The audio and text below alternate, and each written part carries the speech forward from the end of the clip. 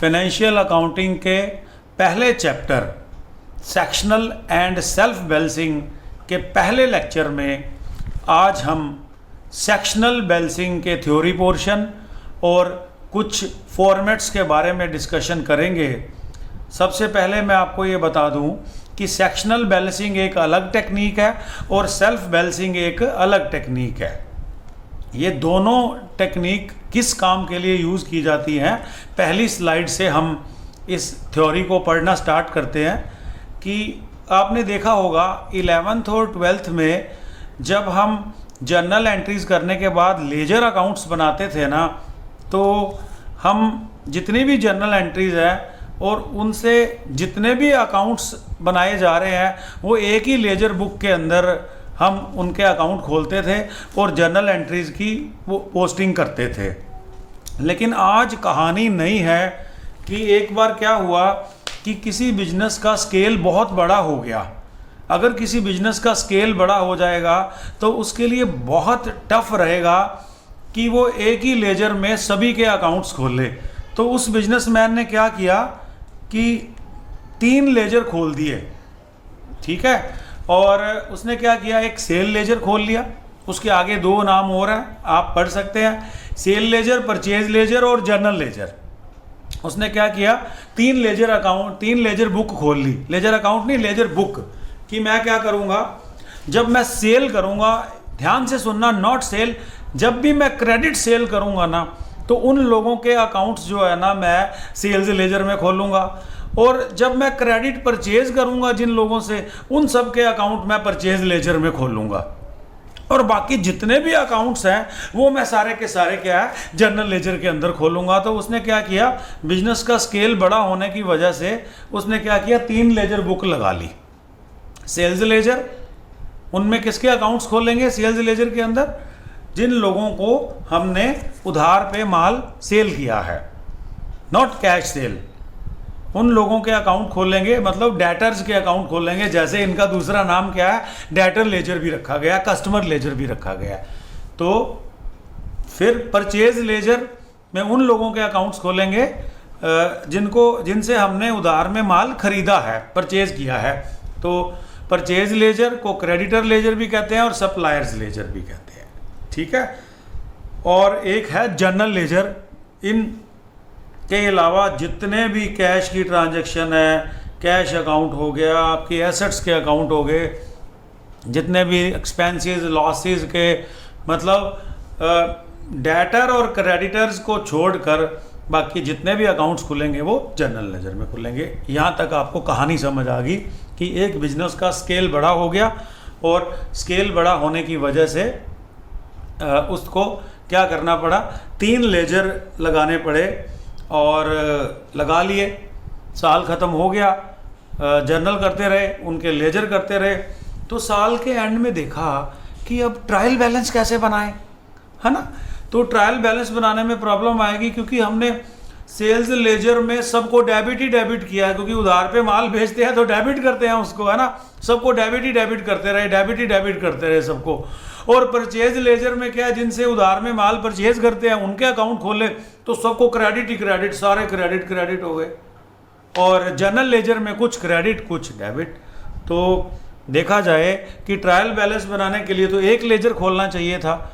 अब एक sales department ने अपना लेजर लगा रखा है जहाँ सारे डेबिट ही डेबिट है, परचेज लेजर ने परचेज डिपार्टमेंट वालों ने अपना अलग से लेजर बना रखा है जहाँ सारे क्रेडिट ही क्रेडिट है, और जर्नल लेजर में सबके मिक्स अकाउंट खोले हुए हैं, जो बचे हुए अकाउंट है वो खोले हुए हैं। तो समस्या ये आ गई कि अब करें क्या, साल के एंड में ट्रायल बैलेंस तो एक ही बनाना है। तो इसके लिए आपके पास 2 टेक्निक्स हैं, सेक्शनल बैलेंसिंग और सेल्फ बैलेंसिंग। आज हम जिस टेक्निक के बारे में डिस्कशन करने जा रहे हैं उसका नाम है सेक्शनल बैलेंसिंग। तो देखो, मैंने बहुत कम बातें लिखी हैं और समझाया ज़्यादा है। आपने देखा होगा मैंने लिखा under sectional balancing. Sectional balancing के अंदर हम इन जर्नल लेजर में 2 अकाउंट खोल लेते हैं, एक का नाम है टोटल डेटर्स अकाउंट और एक का नाम है टोटल क्रेडिटर्स अकाउंट। देखो नित्य सी, कोई आपसे पूछे what do you mean by sectional balancing, sectional balancing से आप क्या समझते हैं, तो आपने क्या कहना है, सेक्शनल बैलेंसिंग के अंदर हम जर्नल लेजर के अंदर दो अकाउंट खोल लेते हैं, एक टोटल डेटर अकाउंट और एक टोटल क्रेडिटर अकाउंट। अब सीक्रेट ओपन करने जा रहा हूँ। टोटल डेटर अकाउंट का मतलब है जो हमने सेल्स लेजर खोला था ना, उसमें मान लो हमारे 500 कस्टमर के अकाउंट खोले हुए हैं जिनको हम उधार में माल बेचते हैं, ठीक है। वो 500 कस्टमर के अकाउंट के टोटल से एक अकाउंट खोल लेंगे। टोटल 500 अकाउंट अब जनरल लेजर में खोलें तो फिर हमें 3 लेजर बनाने की जरूरत ही क्या पड़ी थी, ठीक है ना। 500 लोगों के टोटल से हम एक अकाउंट खोल लेंगे जनरल लेजर के अंदर, टोटल डेटर अकाउंट। इससे क्या हुआ, सेल लेजर जनरल लेजर के अंदर आ गया। और हम फिर क्या करेंगे, मान लो 50-60 लोगों से हम माल खरीदते हैं उधार में, उन सब के टोटल से एक जनरल लेजर के अंदर एक अकाउंट खोल लेंगे, उसका नाम होगा टोटल क्रेडिटर अकाउंट। इस तरह से हम पूरा साल तो हमने एंजॉय किया, बड़ा रिलैक्स रहे, अलग अलग डिपार्टमेंट अपना अपना लेजर मेंटेन करता रहा। साल के एंड में क्योंकि हमने ट्रायल बैलेंस एक ही बनाना था, तो हमने क्या किया, टोटल डेटर अकाउंट खोल लिया। इससे सेल लेजर के सारा टोटल्स हैं जो है ना वो जनरल लेजर में आ गए, और एक टोटल क्रेडिटर अकाउंट खोल लिया। तो नेक्स्ट स्लाइड में आपको ये नज़र आ रहा है कि टोटल डेटर अकाउंट जो है ना, हमें जो 20 मार्क्स का या 8 मार्क्स का न्यूमेरिकल पेपर में आएगा ना, उसमें हमें टोटल डेटर अकाउंट बनाना होगा और टोटल क्रेडिटर अकाउंट बनाना होगा। ये आपके लिए ना कोई नया नहीं है। जैसे आप एक कस्टमर का अकाउंट आप लोग बनाते थे ना, एक कस्टमर का अकाउंट बनाते थे, सारी वही की वही आइटम है। अब आपको पहले एक कस्टमर का डाटा दिया होता था, अब आपको जो है ना वो टोटल दिया होगा, तो प्रॉब्लम जो है ना आएगी नहीं, 1% भी टोटल नहीं प्रॉब्लम नहीं आएगी। तो ये आपने पहले सुना हुआ भी है। मैं कुछ टिक मार्क करके ना आपको पहले तो ये बता रहा हूँ कि जो मैं रेड लाइन लगा रहा हूँ ना, आपने सबसे पहले इन पर ध्यान देना है। To balance brought down, to credit sale, ठीक है, 2 टिक लग गए। बाकी जो आइटम है रेयर आइटम है, नई आइटम है, आपने पहले सुनी नहीं हुई। एक कस्टमर का जब हम अकाउंट खोलते हैं ना, तो आपको याद होगा पहले हम देखते हैं टू बैलेंस ब्रॉट डाउन, उससे पहले कितने पैसे लेने थे, टू सेल उसको और कितने का माल हमने बेच दिया है, ठीक है। उसके बाद जब वो पैसे जमा कराता है तो हम लिखते हैं बाय कैश रिसीव्ड, ठीक है। जब वो माल वापस करता है तो भी उसके पैसे जमा कर देते हैं। कई बार वो पैसे ना दे के BR दे जाता है, बिल रिसीवेबल, तो हम लिखते हैं।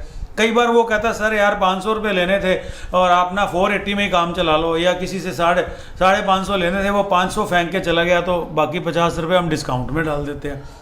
कोई कस्टमर ऐसा है कि जो इंसॉल्वेंट हो गया, उसके पैसे डूब जाते हैं।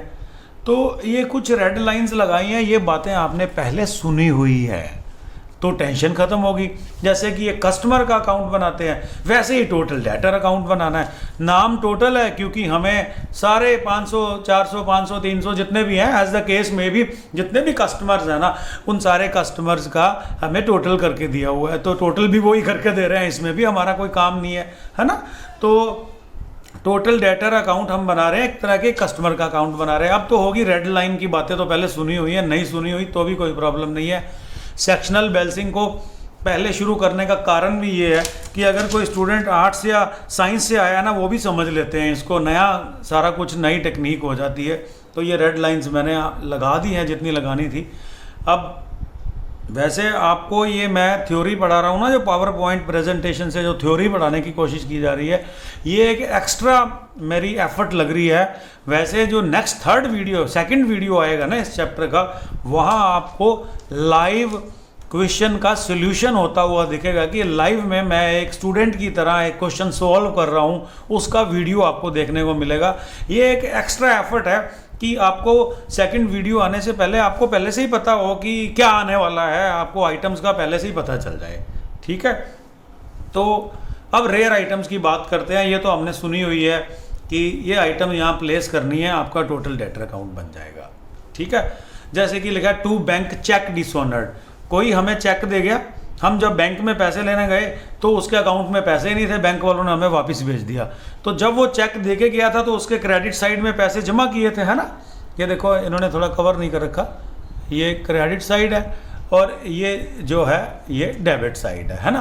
तो जब वो पैसे जमा करा के जाता है, हम लिखते हैं ना बाय कैश रिसीव्ड या चेक रिसीव्ड, तो जब वो उसके अकाउंट में पैसे ही नहीं थे, हमारा चेक वापस आ गया, तो उसको वापस डेबिट कर देंगे। टू बैंक चेक डिसऑनर्ड, इधर बाय बी आर लिखा है ना, बाय बी आर रिसीव्ड, वो हमें बिल दे के गया, उसमें से एक आधे का बिल खराब हो गया, बिल वो टाइम पे पैसे नहीं दे पाया, तो टू बी आर डिसऑनर्ड। ठीक है। और कई बार नोटिंग चार्जेस हम भर देते हैं अपने कस्टमर के लिए, तो उसको डेबिट करते हैं नोटिंग चार्ज के लिए। कई बार लेट पेमेंट के लिए इंटरेस्ट लगा देते हैं उसके अकाउंट में, टू इंटरेस्ट चार्ज्ड। तो 4 चीज़ें आपने नहीं सुन ली कि चेक डिसऑनर हो जाए, बिल डिसऑनर हो जाए, खर्चा लगाना हो कस्टमर के नाम पे, ब्याज लगाना हो कस्टमर के नाम पे, कई बार किसी के ज़्यादा पैसे आ जाते हैं तो टू कैश रिफंड भी करना पड़ता है। और आगे है बी आर इंडोर्स्ड डिसऑनर्ड।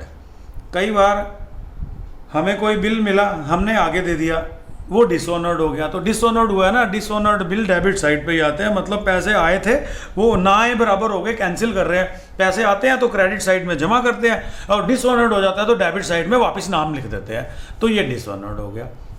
अच्छा, ये कई बार हमने किसी को डिस्काउंट दिया होता है, जैसे मान लीजिए हमने किसी से 1050 रुपये लेने थे, तो 1000 रुपये का चेक फेंक गया, तो 50 रुपये हमने डिस्काउंट में डाल दिए, अब वो चेक डिसऑनर हो गया। चेक डिसऑनर होएगा तो क्या होगा, देखो चेक डिसऑनर होएगा तो क्या होगा, हम डिस्काउंट भी वापस ले लेते हैं, उसको कहते हैं to discount disallowed. To carriage charged, तो कैरेज क्या होता है, कई बार वो फ़ोन कर देता है यार रिक्शा का किराया भी आप ही दे देना, तो हम फिर उसके नाम डेबिट कर देते हैं।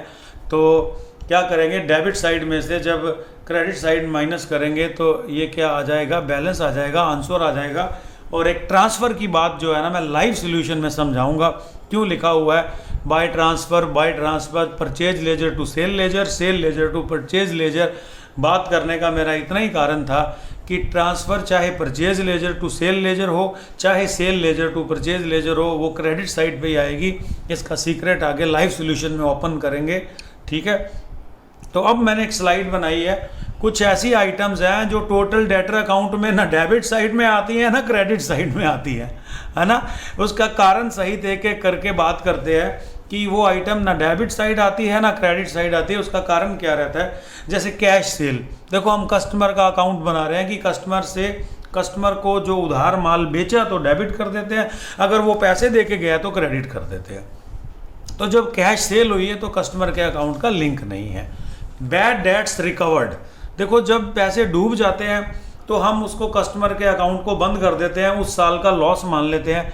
जब बैड डेट्स रिकवर्ड होते हैं तो वो हमारी एक एक्स्ट्रा इनकम मानी जाती है, उसका कस्टमर से कोई लिंक नहीं होता। ट्रेड डिस्काउंट, आप 11th से ही वाकिफ़ हो कि ट्रेड डिस्काउंट जो होता है ना, वो ट्रेड डिस्काउंट कट के ही बिल बनता है, तो बुक्स में आता ही नहीं है ट्रेड डिस्काउंट्स। ठीक है। Endorsed of bill receivable to creditors, मेरे को किसी ने बिल दिया तो मैंने उसके पैसे जमा कर दिए, अब ये बिल मैं किसी और को दे रहा हूँ तो मेरे कस्टमर के अकाउंट से उसका कोई लिंक नहीं है।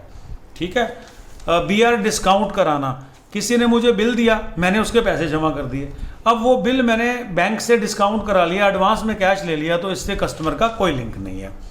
अकोमोडेशन बिल्स, ये इनको यहाँ लिखना ही नहीं चाहिए था, जहाँ जिस सोर्स से मैंने डाटा लिया है। अकोमोडेशन बिल का कस्टमर से कोई लिंक नहीं होता। इसमें क्या होता है, पैसे के लेन देन के लिए ये बिल लिखे जाते हैं।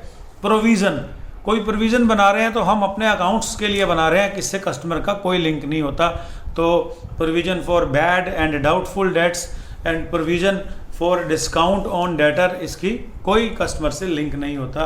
Amount of B R received on due date, आपने किसी को उधार में माल बेचा, वो बी आर दे गया, अब जब बी आर दे जाता है ना तो हम उसके पैसे जमा कर देते हैं, 3 महीने बाद टाइम पूरा होने पर वो पैसे दे गया तो उसका कस्टमर के अकाउंट से कोई लिंक नहीं है।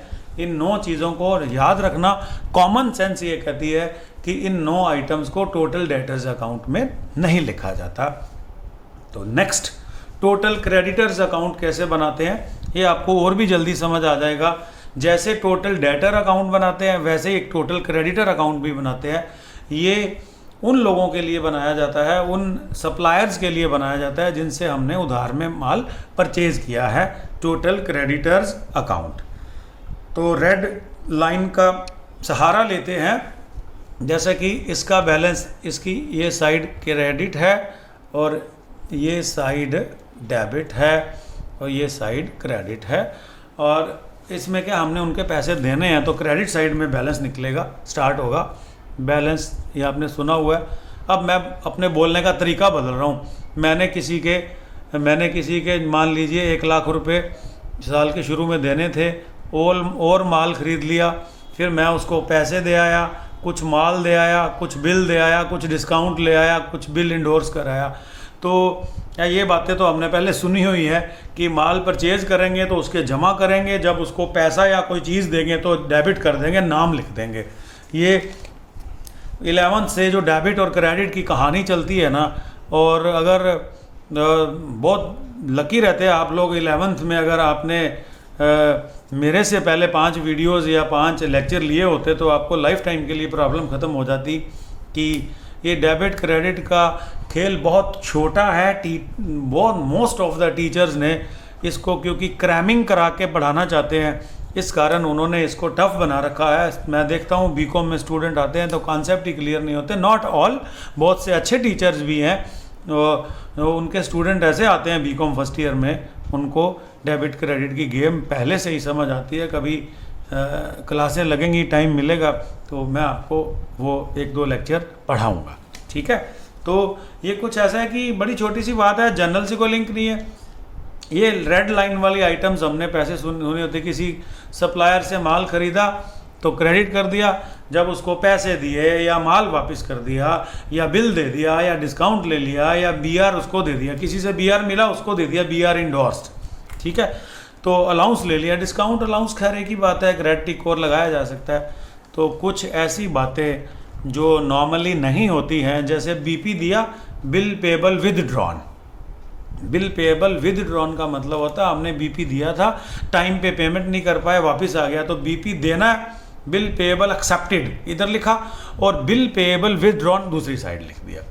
इंटरेस्ट, सप्लायर ने लेट पेमेंट का इंटरेस्ट लगा दिया तो हम उसके पैसे जमा करेंगे। कैश रिफंड आ गया, हमें जमा करेंगे। और ऐसे देख लीजिएगा, और वीडियो को ज़्यादा बड़ा नहीं करते हैं क्योंकि नेक्स्ट वीडियो जो आपको मिलने वाला है वो लाइव वीडियो मिलने वाला है। उसमें हम एक न्यूमेरिकल प्रॉब्लम लेंगे, टोटल डेटर अकाउंट बनाएंगे, टोटल क्रेडिटर्स अकाउंट बनाएंगे, लाइव बनाएंगे, आपके सामने बनाएंगे, 2-3 बार बनाएंगे, 3 बार आप बनाओगे, ज़िंदगी भर के लिए याद हो जाएगा, कोई प्रॉब्लम नहीं है। नेक्स्ट स्लाइड में items not shown in total creditors account, cash purchase, अरे जब उधार क्रेडिट में परचेज करने पे ही आएगा ना, कैश में कैसे आएगा। ट्रेड डिस्काउंट बुक्स में ही नहीं लेते। बिल पेएबल पेड ऑफ, हमने माल लिया, उसको बिल दे दिया तो उसने हमारे पैसे जमा कर दिए, अब बिल का पेमेंट करेंगे तो बिल कैश से कटेगा, उसका कस्टमर सप्लायर से कोई लिंक नहीं है। रिज़र्व बनाने का तो वैसे भी कस्टमर सप्लायर से लिंक नहीं होता।